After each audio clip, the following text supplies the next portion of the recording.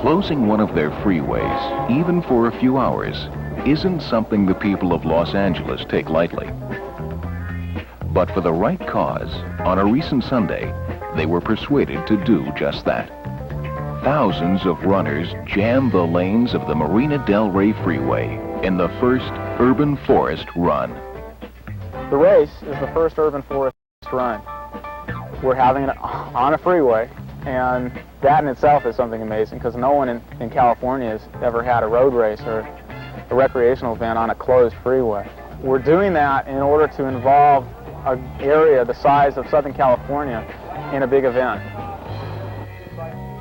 The race was the dream of this man, Andy Lipkiss, who believes that Los Angeles can be made into a city of trees. For about a mile, and then we'll narrow you down to one lane eventually. There are barren, blighted areas all around Southern California that could benefit by having trees. They would look better, feel better. Those places could start producing clean air.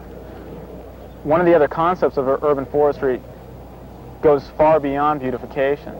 It includes taking a look at the city as if it were an ecosystem, as if it were a forest ecosystem, and managing all the green resources, trees, shrubs, everything within the city as if they're a forest. And when we do that, there's a tremendous amount of benefits. We're going to give the Flyers wheelchair team a 5-minute head start. Flyers. Back in 1970, when I was 15, the Forest Service announced that smog from Los Angeles was blowing east 100 miles every day into the forest and killing the forest, killing the trees.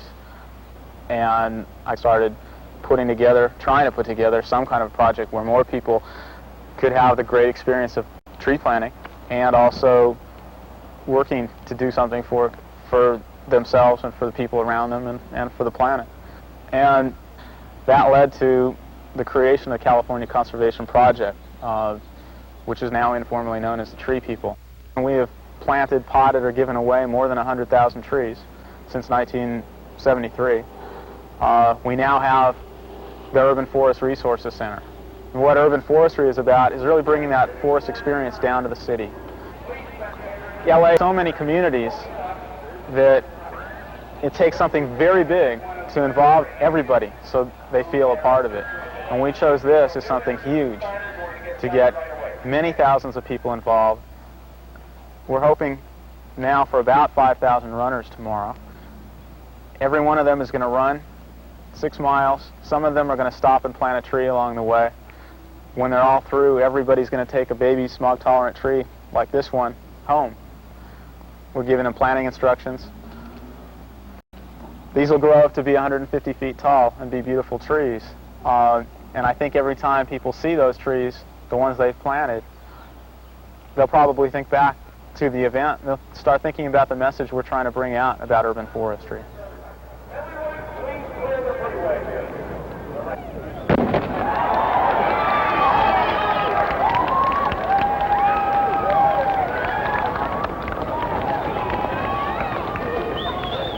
Working together is probably one of the key points for me in urban forestry.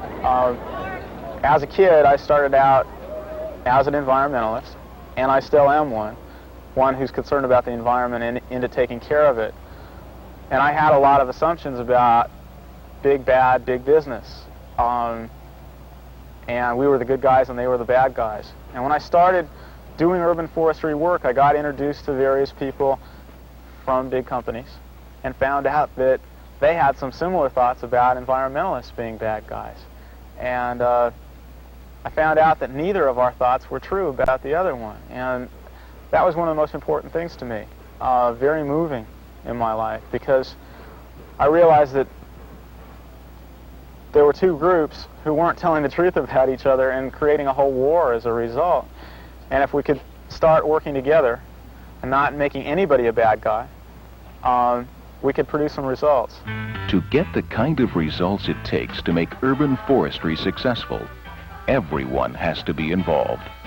We invited the forest industries to participate in the run because we wanted to involve people. Louisiana Pacific heard about it through the California Forest Protective League and offered to help out. And Barry Lachter called down and asked me why we, an environmentalist group, were interested in having a forest products company involved with us. And I explained part of my idea of working together.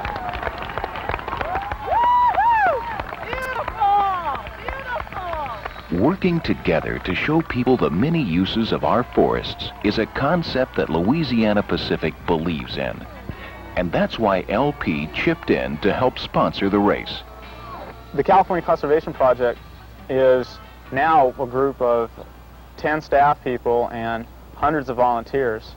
We generate on a minimum of 500 volunteer hours a month, planting smog-tolerant trees throughout Southern California and conducting education programs. Our function is really education, because a small group like us can't possibly plant enough trees down here to really make a difference. But if we can plant 100 trees on television, then 1 million, 2 million people experience that and start getting the value from it too.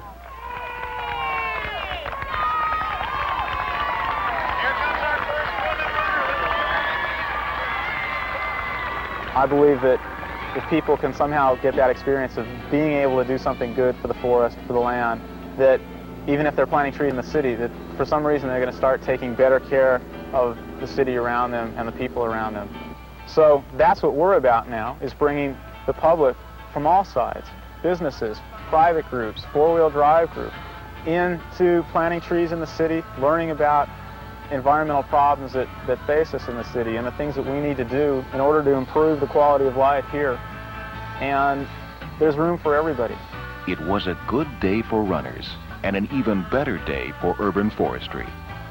Like Andy Lipkus and the Tree People, Louisiana Pacific intends to keep our forests green and growing, because LP is in the business of helping the forests work for people.